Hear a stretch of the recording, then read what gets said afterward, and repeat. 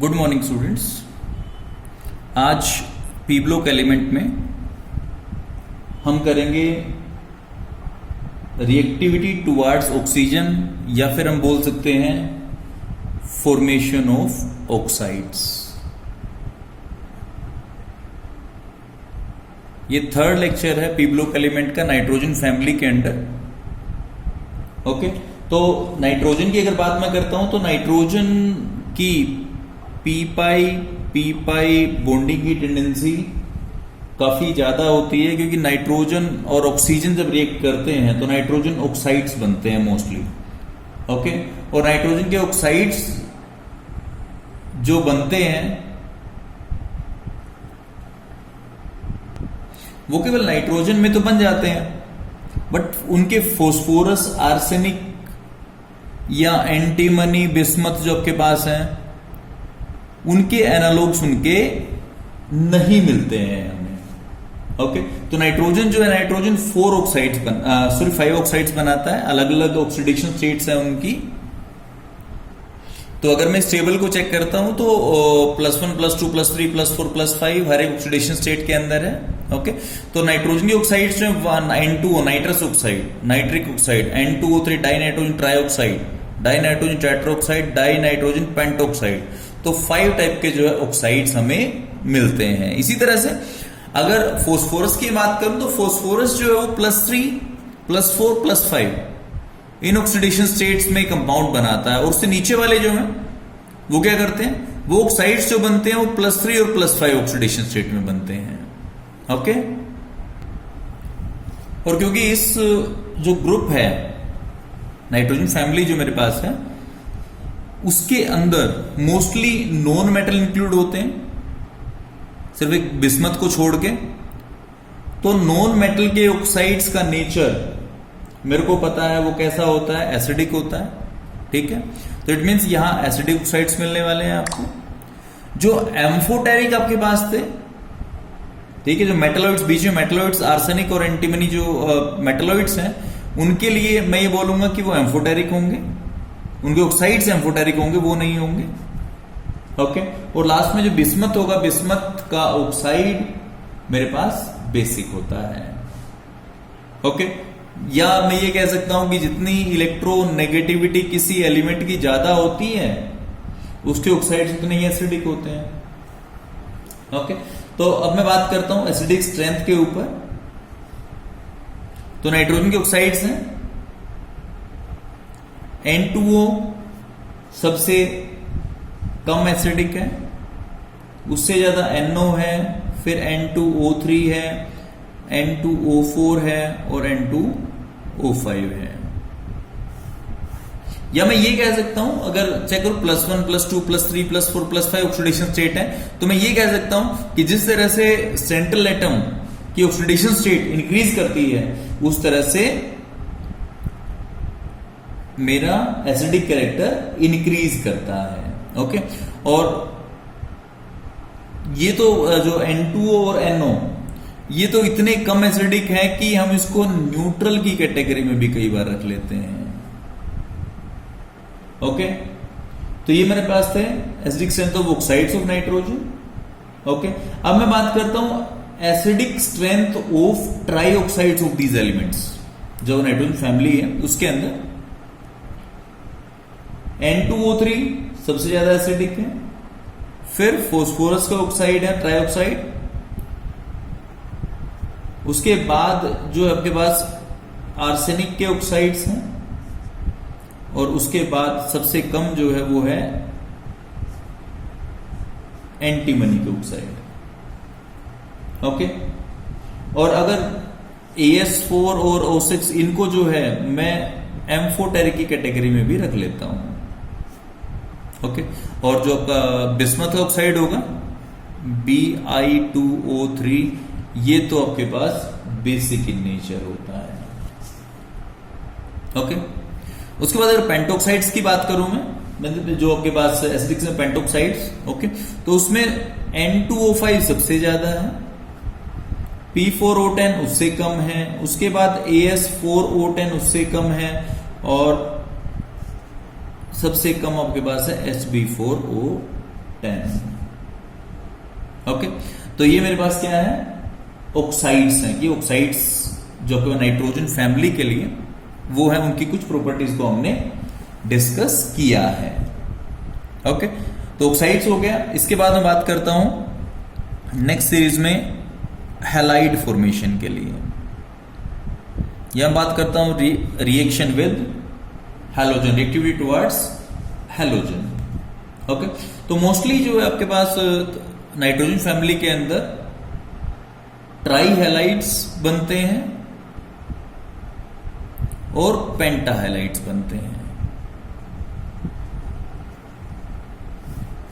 दो टाइप के हैलाइड बनते हैं आपके पास। ओके,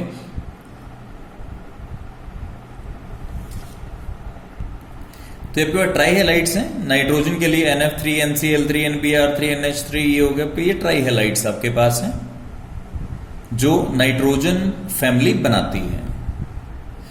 और ये आपके पास पेंटा हैलाइड्स, देखिए अगर देखेंगे हम नाइट्रोजन कोई भी पेंटा हैलाइड नहीं बना रही है, कि डी ब्लॉक जो कि डी ग्रुप ऑर्बिटल है इसके अंदर वो एब्सेंट है।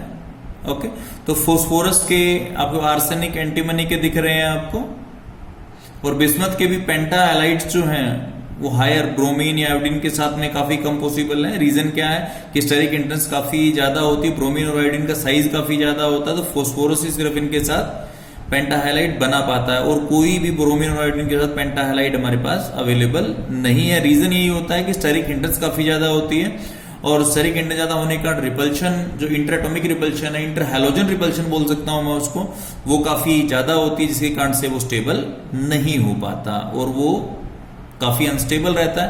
तो आपको आइसोलेशन में आइसोलेट आप नहीं कर सकते हैं। उसके बाद हम कर रहे हैं पहले ट्राई हैलाइड्स की प्रॉपर्टीज करेंगे हम। ओके, सबसे जो ट्राई हैलाइड्स हैं आपके पास वो बनते हैं EX3 और पेंटाहैलाइड बनते हैं EX5। ओके, ई की जगह एलिमेंट कोई भी रखेंगे हम, ठीक है। तो जो ग्रुप 15 है वो उसके स्ट्रक्चर्स, ट्राइहाइलाइड के स्ट्रक्चर की बात करते हैं। अमोनिया की तरह जो ट्राइहाइलाइड्स होते हैं, जैसे NH3 जो तुम्हारे पास था, उसी तरह से पिरामिडल स्ट्रक्चर ही बनाते हैं। जैसे फोस्फोरस PF3 की बात करता हूं पहले, और इधर PF5 की बात होगी। तो उस केस के अंदर PF3 जो होगा, सेंटर एटम फोस्फोरस, नियोन हो जाएगा अंदर, उसके बाद 3s2, 3px, 3py, 3pz, 1 1 1। Fluorine के आउटर में 1 चाहिए हमें, तो हाइब्रिडाइजेशन कौन सी हो जाएगी, sp3। sp3 का मतलब क्या होगा, टेट्राहेड्रल स्ट्रक्चर होगा, और टेट्राहेड्रल में से एक लोन पेयर होगा, और जो आपके आगे जो है वो बॉन्ड पेयर रहेंगे आपके पास, ठीक है। तो फोस्फोरस 4 पोजीशंस हो जाएंगी मेरे पास, तो टेट्राहेड्रल में 4 पोजीशंस ही मिलती है मेरे को। 3 पोजीशंस के ऊपर F और 1 पोजीशन के ऊपर लोन पेयर, तो ये बॉन्ड पेयर हो गया आपके पास, और ये ऊपर एक लोन पेयर रह जाता है। क्योंकि जब भी शेप कंसीडर करते हैं, लोन पेयर को कंसीडर हम नहीं करते, तो शेप क्या रहती है हमारे पास, this is pyramidal shape.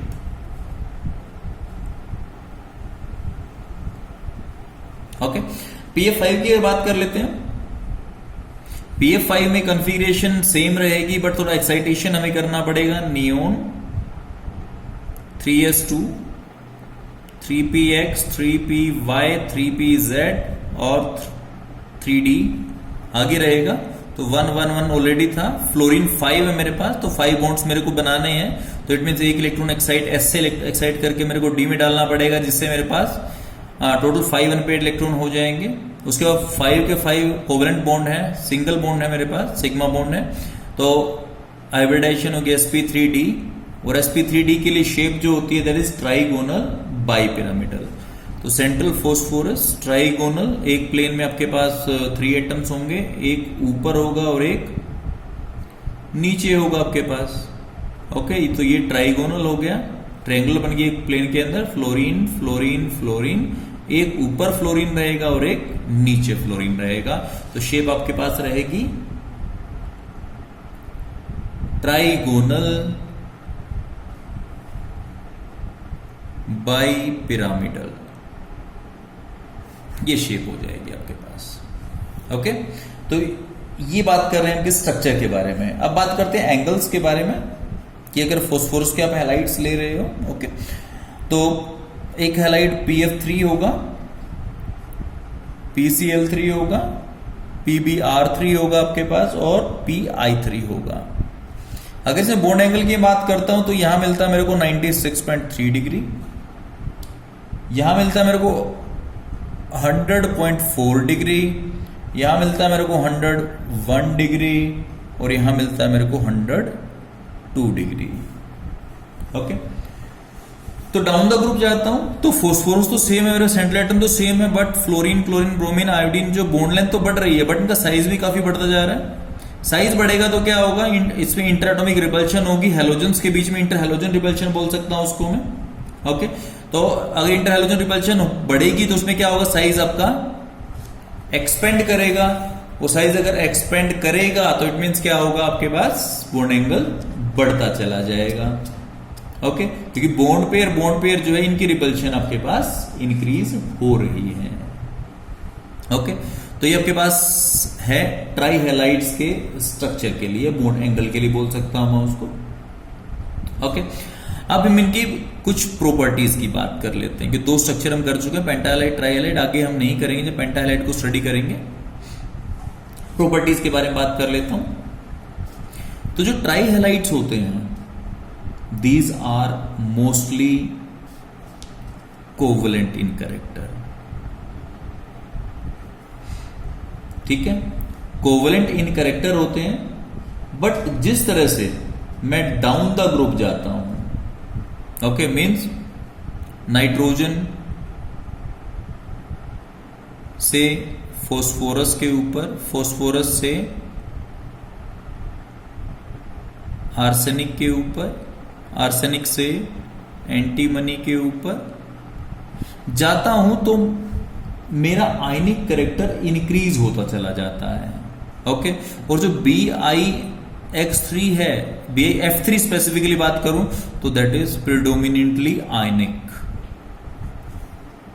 Okay, बल्कि उसके अलावा जो F3 फ्लोरीन के अलावा जो दूसरे क्योंकि यहां BiF3 का एग्जांपल लिया मैंने, अगर इसके अलावा BiCl3 लूं मैं या BiBr3 लूं मैं, तो वो जो एलिमेंट्स हैं, those elements are basically partial covalent and partial ionic. Okay, तो ये आपके पास क्या है, कोवलेंट या आयनिक कैरेक्टर। ओके, और उसके बाद अब अगर मैं सभी ट्राईहैलाइड्स की बात करूं, EX3, उनमें से जो नाइट्रोजन है, नाइट्रोजन के ट्राईहैलाइड्स, दीज आर अनस्टेबल। यहां तक कि NF3 जो है वो कुछ स्टेबल है, ओके, बट NCl3 जो है वो एक्सप्लोजिव है। ओके, और उसके बाद NBr3 या Ni3 की अगर बात करूं तो वो हमेशा अनस्टेबल अमोनिएट्स की फॉर्म में मिलते हैं मेरे को। यानी जो है NBr3, इसके साथ में अमोनिया, अमोनिएट बन गया भैया। ओके, और अगर मान लो मैं जो उसकी बात करूं, ये तो हमारे पास NBr3 हो गया, Ni3NH3, ये जो नाइट्रोजन ट्राई आयोडाइड अमोनिएट है, ये केवल मोइस्ट स्टेट के अंदर स्टेबल रहता है। और ड्राई स्टेट में अगर बात करूं, ड्राई अगर हो गया ये, तो क्या करेगा, ये एक्सप्लोड कर जाएगा, ओके, विद नॉइस, और साथ में क्या होगा, आयोडीन के वेपर्स लिबरेट हो जाएंगे। ओके, तो ये कैसे अनस्टेबल होएगा, ये इक्वेशन है इसके लिए, अमोनियम आयोडाइड। ठीक है, कि नाइट्रोजन आयोडीन वेपर्स निकल गए उसके जो है। ठीक है, अब हम बात करते हैं किसके लिए, NCl3, NBr3, Ni3 की अनस्टेबिलिटी के लिए। तो NCl3, NBr3, Ni3 ये अनस्टेबल इसलिए है क्योंकि जो NX बॉन्ड होता है, जो NCl ले लो, Ni ले लो, NBr ले लो, ठीक है, वो जो है वो काफी वीक होता है क्योंकि N और X नाइट्रोजन और जो हेलोजन है आपका उसके बीच में जो साइज का डिफरेंस वो काफी ज्यादा होता है। ओके, और अगर नाइट्रोजन और फ्लोरीन की बात करूं तो इनका साइज जो है नियरली इक्वल होता है। नाइट्रोजन की अगर बात करूं 75 पिकोमीटर होता है या 72 पिकोमीटर होता है। ओके, तो इसीलिए जो ये बॉन्ड काफी स्ट्रॉन्ग हो जाता है। ओके, और इसीलिए जब NF3 बनता है तो वो रिएक्शन काफी एक्सोथर्मिक होती है क्योंकि स्टेबिलिटी काफी ज्यादा है। तो स्टेबिलिटी काफी ज्यादा है तो एनर्जी को नो डाउट रिलीज करना पड़ेगा। ओके, और इसी कारण जो NF3 की अगर बात करूं, NF3 का अगर मैं वाटर से या डाइल्यूट एसिड से डाइल्यूट, ठीक है, या एल्कली से डाइल्यूट एल्कली से अगर मान लो मैं हाइड्रोलिसिस करना चाहूं तो कोई भी प्रोडक्ट नहीं मिलता, वो हाइड्रोलिसिस नहीं होता।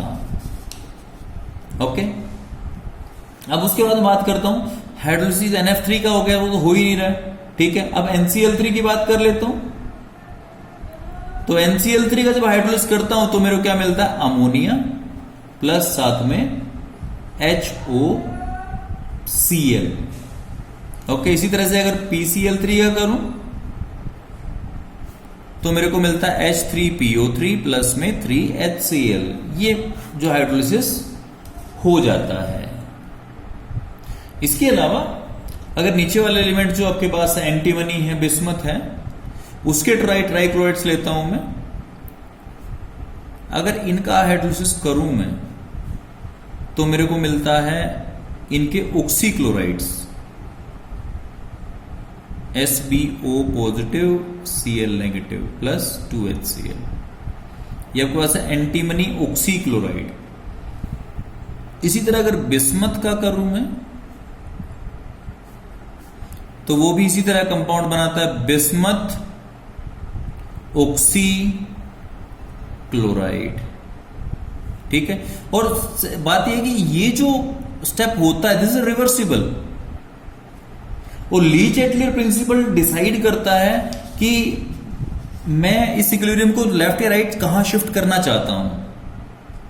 ओके, और लीच-एटलियर प्रिंसिपल के अकॉर्डिंगली अगर मैं इसके हाइड्रोलिसिस को रोकना चाहता हूं तो उसके लिए मेरे को एक्सेस HCl ऐड करना पड़ेगा मिक्सचर के अंदर, जिससे क्या होगा कि प्रोडक्ट की कंसंट्रेशन बढ़ने से इक्विलिब्रियम लेफ्ट हैंड साइड को शिफ्ट हो जाएगा रिएक्टेंट की तरफ, जिससे क्या होगा कि ये स्टेबिलिटी कंपैरेटिवली बढ़ जाएगी उसकी।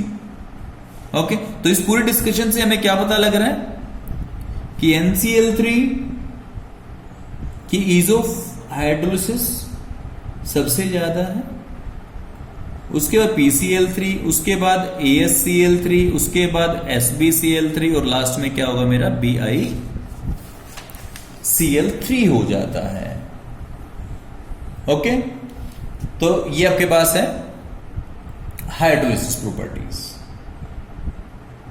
उसके बाद नेक्स्ट जो बात मैं करने जा रहा हूं वो try halide of phosphorus, arsenic और एंटीमनी एंड बिस्मथ। ओके, तो नाइट्रोजन से डिफरेंट कैसे होता है, नाइट्रोजन में डी ऑर्बिटल नहीं होता,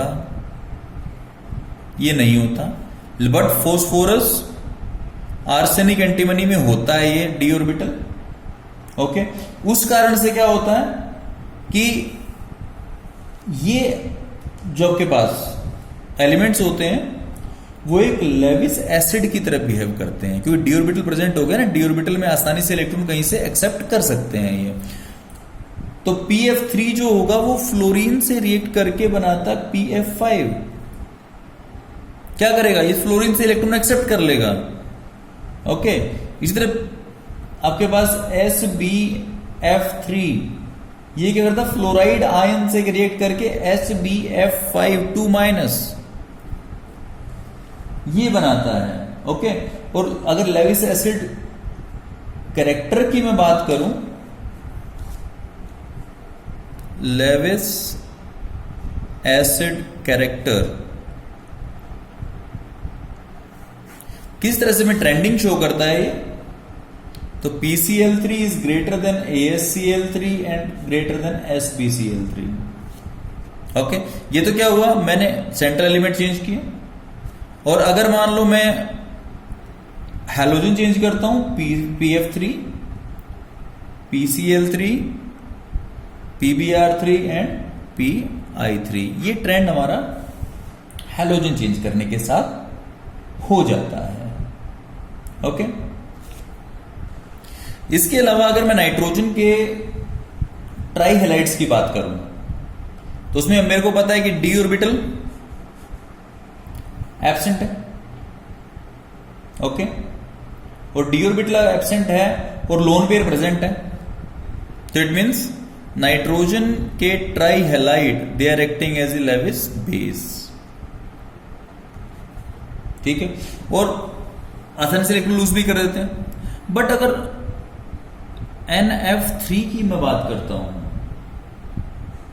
ओके, तो इसके लिए फ्लोरीन की इलेक्ट्रॉन एक्टिविटी काफी ज्यादा है, तो इसके इलेक्ट्रॉन को वो इजीली डोनेट नहीं होने देती। ओके, क्योंकि वो इलेक्ट्रॉन एक्टिव डिफरेंस के कारण होता है। Okay, this is all about our try halides. अब मैं जो बात करने वाला हूं वो मेनली पेंटा हैलाइड्स के बारे में बात करने वाला हूं। पेंटा हैलाइड में स्ट्रक्चर, बेसिक स्ट्रक्चर मैं डिस्कस पहले ही कर चुका हूं। ओके, तो इसको मैं डिस्कस नहीं करूंगा। ओके, तो इसको लेके हम आगे चलते हैं पेंटा हैलाइड्स के लिए। ओके, पेंटा हैलाइड्स की अगर बात मैं करता हूं तो पेंटा हैलाइड्स थर्मली लेस स्टेबल होते हैं। NX5 is thermally less stable as compared to ट्राइहैलाइड्स। दो रीजन होते हैं उसके। जिस तरह मैं डाउन द ग्रुप मूव करता हूं तो +3 ऑक्सीडेशन स्टेट की स्टेबिलिटी वो इंक्रीज होती चली जाती है और +5 की डिक्रीज होती चली जाती है। पता है मेरे को, +3 की स्टेबिलिटी इंक्रीज होती है due to inert pair effect, ये मैं पढ़ चुका हूं पहले भी। ओके, और इससे डाउन द ग्रुप जाता हूं तो हैलोजन का साइज काफी बढ़ता है। ओके, तो साइज बढ़ता है तो फॉस्फोरस हैलोजन बॉन्ड, जो फॉस्फोरस PX बॉन्ड या एलिमेंट X बॉन्ड जो है, ठीक है, उसमें स्टेरिक हिंड्रेंस इंक्रीज करती है पेंटा हैलाइड्स के अंदर। ओके, और स्टेरिक हिंड्रेंस अगर इंक्रीज करेगी तो स्टेबिलिटी कम होती चली जाएगी। वो हम पहले भी जब टेबल की थी हमने पेंटा हैलाइड्स के लिए, तो हमें पता है कि जो लास्ट के एलिमेंट है, बिस्मथ के लिए लगा लो आप, जो उनके लिए पेंटा हैलाइड्स हमें मिलते ही नहीं है। ओके, तो that is due to steric hindrance. Okay, और इसी कारण जो है वो पेंटा हैलाइड्स काफी कम मिलते हैं हमें। ओके, और जो टेबल चेक की थी हमने, टेबल को अगर हम चेक करें तो हमें ब्रोमीन, ब्रोमाइड या आयोडाइड जब बना रहे थे हम तो सिर्फ फॉस्फोरस का मिला था, ब्रोमाइड वो भी। ओके, तो ब्रोमाइड भी फॉस्फोरस का ही मिला था, आयोडाइड तो आपको किसी का मिला ही नहीं था। इट मींस क्या, वहां स्टेरिक हिंड्रेंस काफी ज्यादा हो जाती जो अनस्टेबिलिटी प्रोवाइड करती है। ओके, तो पेंटा हैलाइड्स की अब मैं मूव कर रहा हूं किसके लिए, प्रिपरेशन के लिए। प्रिपरेशन के लिए एक तो मैं हैलोजन एक्सचेंज रिएक्शन बोल सकता हूं। जैसे PCl5 है, PCl5 मेरे पास पड़ा है, उसको मैं क्या करूं, AsF3 से ट्रीट कर दूं जिससे मेरा PF5 जनरेट हो जाए और AsCl3 मीन्स जो फ्लोरीन यहां से निकल के कुछ यहां घुस जाती है। ओके, तो वो बना सकता हूं मैं। दूसरा, मेनली हम फॉस्फोरस के पेंटालाइड्स के लिए डील करेंगे क्योंकि सब मिलते हैं उसमें। Cl2 से रिएक्शन करवा दूं अगर मैं CCl4 के अंदर तो PCl5 बन जाता है। ओके, तो इस तरह से, या ऑक्साइड से बना सकता हूं मैं। जैसे आर्सेनिक का ऑक्साइड As4O10 है, इसको मैं फ्लोरीन से रिएक्ट करवा दूं तो क्या होगा, ऑक्सीजन बाहर आ जाएगी और फ्लोरीन अंदर घुस जाएगा क्योंकि फ्लोरीन की इलेक्ट्रोनेगेटिविटी ज्यादा है, स्ट्रॉन्ग रिड्यूसिंग एजेंट है। AsF5 प्लस O2 यहां से मिल जाता है आपको। स्ट्रक्चर हम कर चुके हैं इनका, ट्राइगोनल बाइपिरामिडल होता है। ओके, तो अब मूव करता हूं मैं प्रॉपर्टीज के ऊपर। कि पेंटा हैलाइड्स की प्रॉपर्टी कैसी होती है। ओके, तो PCl5 एक अच्छा क्लोरिनेटिंग एजेंट काम करता है। वो क्यों काम करता है? क्योंकि PCl5 में अगर स्ट्रक्चर की बात मैं करता हूं, 3 इक्वेटोरियल बॉन्ड्स हैं, 2 एक्सियल हैं, ये एक्सियल हो गए मेरे पास और ये इक्वेटोरियल बॉन्ड्स है मेरे पास। ओके, तो एक्सियल बॉन्ड्स आर, हमें पता है कि axial bonds are slightly longer as compared to equatorial bonds. Okay, क्योंकि रिपल्शन ज्यादा होती है, 90 डिग्री एंगल होता है, रिपल्शन ज्यादा होती है और इसलिए ये दोनों बॉन्ड जो है वो कंपैरेटिवली वीक भी होते हैं, बॉन्ड स्ट्रेंथ कम होती है इनकी, तो ये आसानी से निकल जाते हैं। ओके, और इनके कारण पेंटा हैलाइड काफी अनस्टेबल रहते हैं। ओके, और ये क्लोरीन अगर बाहर निकल जाती है तो क्या करेंगे, किसी न किसी दूसरे एंटिटी को क्लोरिनेट करेंगी। ओके, तो PCl5 will break into PCl3 plus Cl2। Okay, और दूसरी बात, PCl5 जो है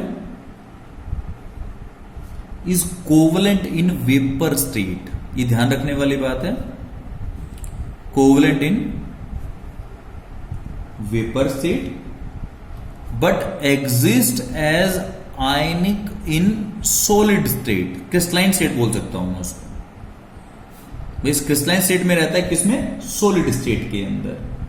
ओके, और जिसके आयंस होते हैं, यहां तो कोवलेंट, ये वेपर स्टेट में कोवलेंट रहता है, PCl5 सिंगल रहे, लेकिन बट यहां जो आपके पास सॉलिड स्टेट की, क्रिस्टलाइन स्टेट की अगर बात मैं करता हूं, तो ये एग्जिस्ट करता है PCl4 प्लस और PCl6 माइनस, इस फॉर्म में ये एग्जिस्ट करता है। ओके, और सॉलिड स्टेट के अंदर PbR5 की अगर बात करूं मैं, तो PbR4 यहां से एक लूज हो जाता है और Br नेगेटिव बाहर हो जाता है। ओके, और आपके पास जो आयोडीन है, आयोडीन लगभग इसी तरह की फॉर्म में एग्जिस्ट करता है, Pi4 प्लस और I माइनस। ओके, तो ये आपके पास सॉल्यूशन स्टेट में एग्जिस्ट करता है और ये सॉलिड स्टेट में एग्जिस्ट करता है। ओके, इसके बाद जो पेंटा हैलाइड्स, जितने पेंटा हैलाइड्स हैं वो लेविस एसिड की तरह बिहेव करते हैं। ओके, क्यों? क्योंकि इनमें वेकेंट डी ऑर्बिटल होता है। ओके, और जो डी ऑर्बिटल है वो क्या करता है, इलेक्ट्रॉन पेयर को एक्सेप्ट कर सकता है और अपना कोऑर्डिनेशन नंबर 6 तक एक्सपेंड कर लेता है। फॉर एग्जांपल EX5 तो क्या हो जाए, EX6 माइनस हो जाता है। ओके, और इसी कारण इसकी हाइब्रिडाइजेशन स्टेट जो है, पहले इसकी हाइब्रिडाइजेशन स्टेट क्या थी, sp3d, और यहां sp3d2 हो जाती है। ओके, उसके बाद PF5 का हाइड्रोलिसिस नहीं होता। PF का अगर मैं 5 का हाइड्रोलिसिस अगर करूं मैं, तो वो नहीं होता। क्यों? क्योंकि PF बॉन्ड जो होता है वो PO बॉन्ड से काफी स्ट्रोंगर होता है। ओके, तो PF5 का नहीं होता। उसके अलावा जो आपके पेंटा हैलाइड्स हैं उनसे हमें, अगर वो इसके PF5 के अलावा PCl5 या PbR5 की अगर बात मैं करता हूं, तो उसके इसमें हमें H3PO4 as a side product मिलता है। ओके, तो ये आपके पास है पेंटा हैलाइड्स के बारे में।